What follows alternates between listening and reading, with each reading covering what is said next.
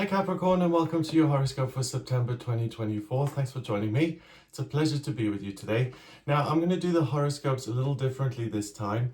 Please watch them in this order: rising sign first, then the sun sign, and finally the moon sign. And the reason I'm doing it that way is because in my experience doing personal readings, a lot of the time people identify more with the rising sign than they do with the sun sign. So I want the horoscopes to reflect that. I'm based in the UK, so please note that my horoscopes are based on UK time. And the way I want to do this horoscope is I want to break September down into 4 separate weeks, and I want to pay particular attention to what the moon is doing. So the moon is in each zodiac sign for about 2.5 days, right? So in 10 days, it covers 4 signs, and in 30 days, it covers all 12 zodiac signs. So I want to follow the moon's journey through the wheel of your chart in September to see what the energy is all about and what area of your life it's likely to show up in, and whether then it supports you or it doesn't. The first bit of good news about September here is that we've got Mercury, the communication planet, that has gone direct on the 28th of August. And at the beginning of September, it's at 22 degrees in Leo in your 8th house of institutions, big groups of people, organizations, things like the government, companies, corporations, taxes. So the Mercury in Leo is very confident. 22 is the master number of the builder. So at the beginning of the month, Capricorn, if you have anything like that you need to be dealing with it, try and schedule it for early September. That's when you're most supported in that area. Okay, so week 1, Sunday to Sunday, the 1st to the 8th of September 2024. First 2 days, and when I say beginning, I mean Monday, Tuesday. Middle will be Wednesday, Thursday, Friday, and end is Saturday, Sunday. So on the 1st and 2nd of September, we've got the moon in Virgo, and for you, Capricorn, that happens in your 9th house of education, travel, and really broadening your horizons. It can also be the higher realms. So this is a good opportunity for you to take a trip, like a road trip, to go see something that you haven't seen before. It'll be inspiring, but particularly I think it'll be the best time for any Capricorns who need to study or really prepare for some sort of big exam or test. The beginning of September really supports you with this. Also, on the 2nd of September, we have Pluto, the planet of transformation and change, that retrogrades into Capricorn until the 19th of November this year. And then it goes back into Aquarius and stays there until February 2044. So this is really a significant shift. I made a video on this in January when Pluto went into Aquarius for the first time. This is the only time that it's going to retrograde back into Capricorn, which I think is a good thing, because Pluto in Aquarius is about the rebirth of ideas and invention and things coming together. Pluto in Capricorn is about unwinding certain structures, and it's more of a letting go process than an actual building process. In your case, it retrogrades back into your sign of Capricorn at 29 degrees in your 1st house. And I also talked about this in the video I did for you guys at the beginning of the year for the entire 2024. So for you, having had Pluto in Capricorn pretty much since 2008 until January this year, check if the last, 6 or 7 months or so have been a little bit easier, because with Pluto in your 1st house, I think it's going to make you question, who am I? What am I doing? You're not going to feel as certain about yourself. And instead, with all the Virgo energy in your 9th house, you're going to be much more willing and likely to look outside of yourself for meaning. So they're both pluses and minuses to that. The period of the Pluto retrograde for you is really going to be a period now for 2.5 months, where you really do well with studies and learning things that you haven't known in the past, but where you don't shine as much as this personal sense of confidence and, of course, I know everything. So you could look at it in the sense that you become more teachable. That kind of peaks on the 3rd of September when we have the new moon in Virgo. That also is connected to the transiting midheaven and Vesta. They're also both in Virgo in your 9th. So again, any kind of adventure you can go on that's like a memory with an actual location associated with it, that'll be a good thing to pursue, or to really cram information if you want to become an expert in something or to gain deeper understanding of everything. On the 4th of September, Mars, the planet of masculinity and drive, that ingresses into Cancer and it moves into your 7th house of relationships and it stays there until the 3rd of November. So Mars in Cancer, feel free to disagree with me, but I don't think this is necessarily the best fit, because Mars rules Aries. It's about me, let's go, let's make things happen. In Cancer, it's much more focused on relationships, but from a place of this is what I want out of relationships. So it's not particularly, namaste, the divinity in me bows to the divinity in you. It's much more about these are my needs, and I'm going to use other people to kind of meet those needs, which can often end with a lot of frustration and a sense of I'm not getting what I want. So when it comes to relationships, just keep an eye on the motivations behind what it is you're doing. If you really find yourself saying, this is what I'm doing, the means justify the ends or something, just keep an eye on that and avoid anything, because then you can also avoid any potential frustration in that area. So on the 1st and 2nd, we've got the moon in Virgo. Then the 3rd, 4th, and 5th, the moon is in Libra in your 10th house. And on these few days, you can really, really shine when it comes to work and anything that requires you to present or to pitch a new idea or to get something new going. This is the time to do it. And then finally, at the end of the week, on the 6th and 7th, we've got the moon going into Scorpio, and that's in your 11th house. That may be a weekend where you may feel you want to retreat a little bit. Maybe something in relationship hasn't worked the way you wanted. The key thing is to be kind to yourself and not to blame yourself for anything that may not have gone exactly as planned. Just looking at this so far, in this first week here, in terms of the formal relationships in your life and the public, you really shine, and it's far less complicated for you, Capricorn. But when it comes to personal relationships, that's where it's a little more challenging. So in this first week, the moon moves through your 9th, 10th, and 11th houses. So really the main areas of focus in this first week are what am I studying, how am I growing, how am I learning in terms of my intellect, how can I apply that to my work in order to realize my own hopes and dreams in work.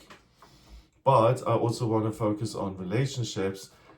I think doing one or the other and trying to keep it simple is the best way forward. And if the astrology naturally supports you in the area of career, then my recommendation would be to maximize that and to schedule in as much work stuff as you possibly can into the first week of September. Week 2, Monday to Sunday, 9th to 15th of September. We start this week with the moon in Sagittarius, and it's now gone into your 12th house of spirituality and spiritual strength. So the 9th, 10th, 11th of September, I would say, are days where you feel remarkably carefree and rejuvenated and restored. You may have good things happening in your everyday experience, maybe little moments of good fortune, good luck. But I really think that you'll have a kind of swing in your step around this time of the month. On the 9th of September, we have Mercury, the communication planet, that goes into Virgo until the 26th of September, and it joins your Sun and your transiting midheaven investor in Virgo in your 9th house. So that ability to be the best student ever, the PhD student, that really is now heightened until pretty much the end of the month. So really, Capricorn, if there is an opportunity in a year to really study and to gain real knowledge in a particular field, for you guys, this is the month. So pick a subject that you're interested in, if it's herbs, if it's economics, but really use this to boost and inflate your skills and your knowledge. And I think, the best way to do it would be to make it work related, something that you can then use in your job. Then you're really combining two things at the same time. On the 11th of September, we have the moon in its second quarter. And again, that's in Sagittarius in your 12th house. So there's a sense of spiritual support and exuberance, and I want to have nice experiences, have fun, particularly pursuing things that I don't necessarily always do in my everyday routine. So try and build something in that's just for you to kind of treat yourself.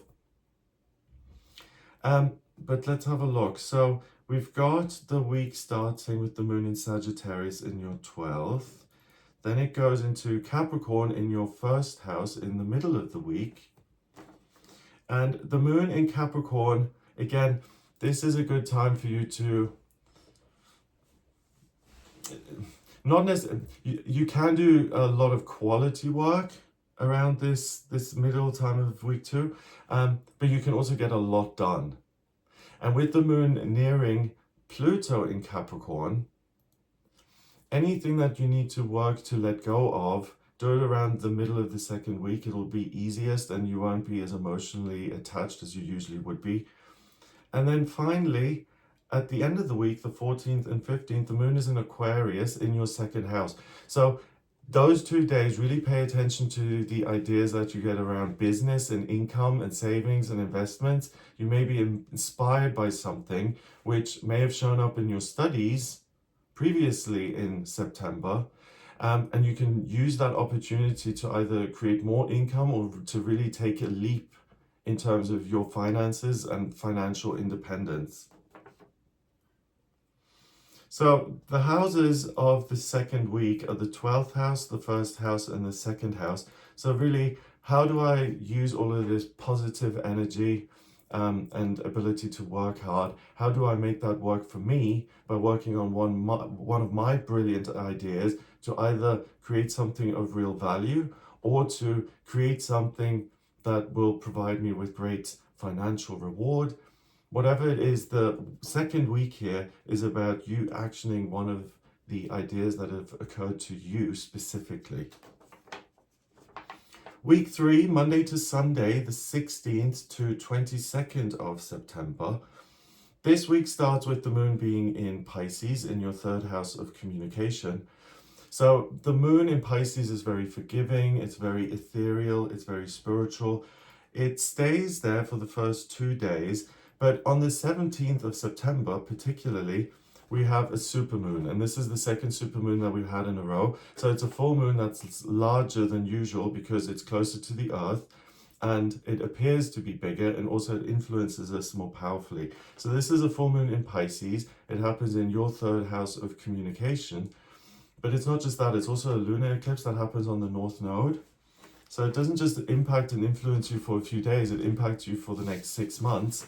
And this is really a spiritual download, which will either lead you to an area of study or something really clicks for you in terms of some sort of specialist knowledge, expertise. I mean, again, the message I keep getting is if you already have a job, you work in a particular field, make sure you study, you do continued professional development, or you study your own work in depth so that you can combine those. Because by the 17th, I really think that the light bulb goes on brilliantly and you have this wonderful idea which can have hugely positive consequences for your working life.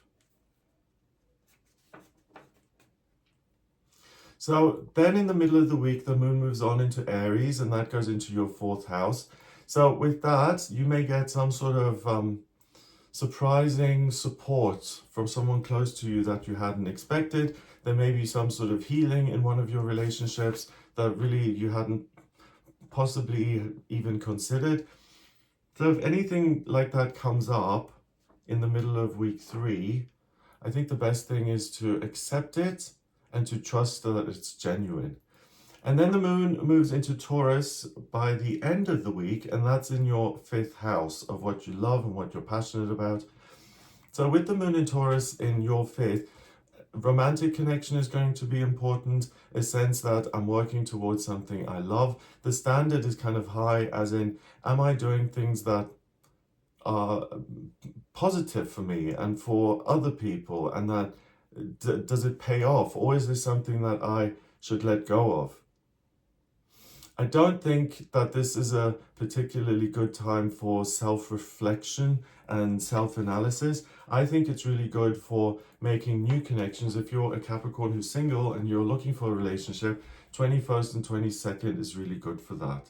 And also on the 22nd, we've got the sun going into Libra, and for you, it moves into your 10th house of career. So again, anything that's people related in your work, whether you're in front of people, for instance, like as a tour guide, or if you're working behind the scenes with colleagues, or if you're running some sort of a team, anything where there's a discussion involved, you'll put your best foot forward now pretty much for the next month.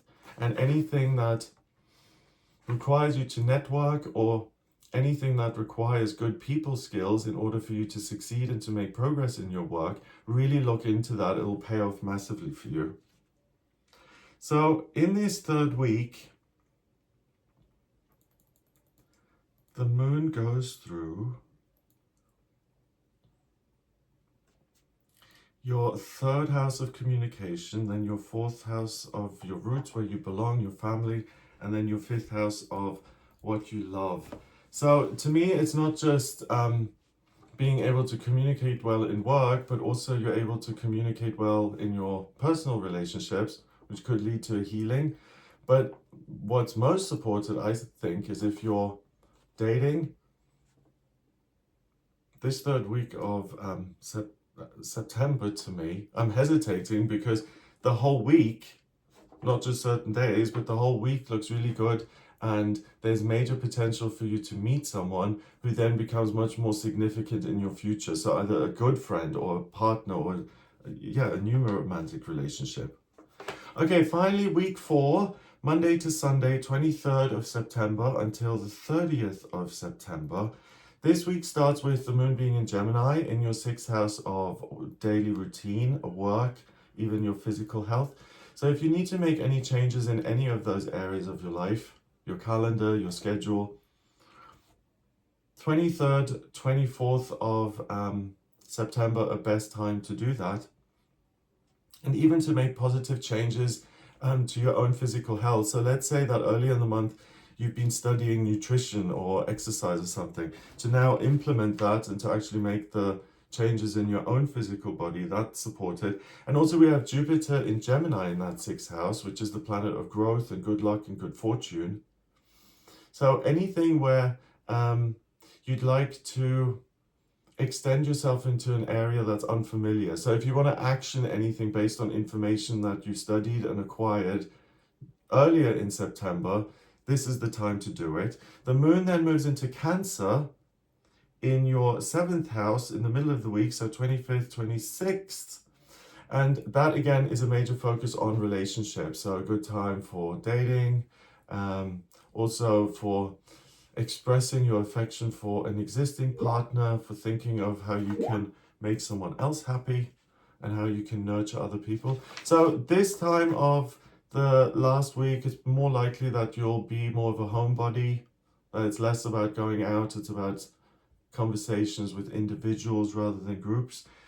And then the moon finally then moves into Leo in your 8th house at the end of the month, 28th, 29th, and 30th. And that again is very good for business negotiations and connections to groups of people, organizations, tax, paperwork, bureaucracy, filling in forms, all of those kind of things. I'm not sure if I already mentioned this, so I'm sorry if I'm repeating myself, but on the 23rd of September, Venus goes into Scorpio, and that goes into your 11th house of hopes and dreams. So romance and romantic relationships are going to become even more of an important topic here after Venus shifts into Scorpio. It stays there until the 17th of October. So put that on your to-do list if you're single and looking. It's a really great time for it. On the 24th, we've got the moon in its 4th quarter. And that, again, is a wonderful opportunity to make changes to your daily routine, to work smarter, not harder, as they say. And then on the 26th of September, Mercury ingresses into Libra. And again, it goes into your 10th house of career. So I would say, Capricorn, the biggest support that you will get in September is when it comes to your career and how you show up in your work and the relationships you're able to create and nurture, and also how other people perceive you. So as I'm talking, I'm thinking, if you've done really well over the year, and if you're looking to be promoted, or you want people to recognize the contribution that you've made to the company, this is the time to highlight that to people and to say, well, actually, I do think I should be paid more as a result of this, successful event, or this thing that was a real win for the entire organization. So I hope that gives you an idea of what you'll be working with here in September. If you'd like a personal reading with me, please get in touch via my website. It's gregoryscott.com. On the front page, click on book your reading to order your reading with me. To draw up your natal chart, I need your place of birth, date of birth, and time of birth. If you don't have the time of birth, that's no problem. There's a process called chart rectification. Order that on my website as well, please. You send me 10 or more significant life events and I can actually manually work out your time of birth. The chart changes every 4 minutes, so the more accurate the time is, the better. So if you're looking at what your life purpose is or what's destined for you in finance or relationships or spiritual development, if you want to see what's coming up in future or there are specific locations you want to know about, please do get in touch for a personal reading. If you like this video, then give it a thumbs up, please, so it shows up in the searches. Hit subscribe for more videos, and please share it with anyone you think might like this video. Have a wonderful September, and I'll speak to you soon. All the best.